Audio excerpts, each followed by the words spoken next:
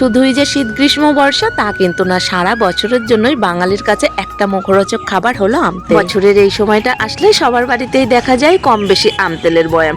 বছরের এই একটিবার আমতেল দিই আর সারা বছর এটাকে সংরক্ষণ করে খাই। সারা বছরের জন্য মুড়ি মাখা থেকে শুরু করে সিদ্ধ ভাত পর্যন্ত প্রতিবার কিনে করলেও কিন্তু এবার বাড়ির আম দিয়ে করেছি। কিনে খাওয়া আর বাড়ির খাওয়ার মধ্যে কিন্তু অনেকটা তফাৎ থাকে। আমার এই ছোট্ট আম গাছটিতে এই প্রথমবার আম হয়েছে, কিন্তু একটা কথা, আম ছিঁড়তে গিয়ে আমার ভীষণ কষ্ট হচ্ছিল, কারণ ফার্স্ট টাইম আম হয়েছে আর নিজের বাড়ির গাছের আম ছেঁড়ার একটা অনুভূতি হয় আলাদা। আমি মোটে 3টে আম ছিঁড়েছিলাম আর আমগুলো ছিঁড়ে নিয়ে এসে আমি ভাবছিলাম যে নিজের বাড়ির গাছের আম ছেঁড়ার সত্যি অনুভূতিটা হয় আলাদা। এরপরে আমগুলো জলে ভালো করে ধুয়ে নিয়ে গামছা দিয়ে মুছে ডুমো ডুমো করে কেটে হলুদ লবণ মাখিয়ে রোদ্রে দিয়ে দিয়েছিলাম 7-8 ঘন্টার জন্য। কিন্তু ওয়েদারটা এতটাই খারাপ ছিল যে আজকে একটুও রোদ ওঠেনি।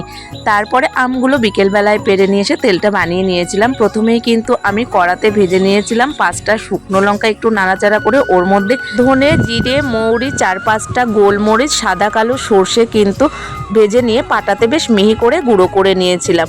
তারপরে কিন্তু আমগুলো গাবলায় তুলে নিয়ে কিন্তু এই গুঁড়ো মশলা আর সাথে 1 চামচ সর্ষের তেল দিয়ে ভালো করে মাখিয়ে নিয়ে বয়ামে ভরে নিয়েছিলাম। আর কড়াতে কিন্তু সর্ষের তেল গরম করে নিয়েছিলাম আর ওতে দিয়েছিলাম 3টে শুকনো লঙ্কা, 5 ফোড়ন আর তেজপাতা। জানো তো, অন্যবার আমতেল করলে আমি কাঁচা তেল দিয়ে করি, কারণ কাঁচা তেল দিয়ে করলেও কিন্তু ওটা খেতে বেশ আলাদা রকমের একটা স্বাদ লাগে, কারণ ওই তেলটার আলাদা একটা ঘ্রাণ বেরোয়।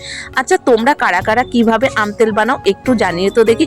আর দেখো আমতেলটা বানানোর পরে কত সুন্দর লাগছে দেখতে। এখানে কিছুটা মশলা আমি রেখে দিয়েছি, পরে লাগলে দেবো।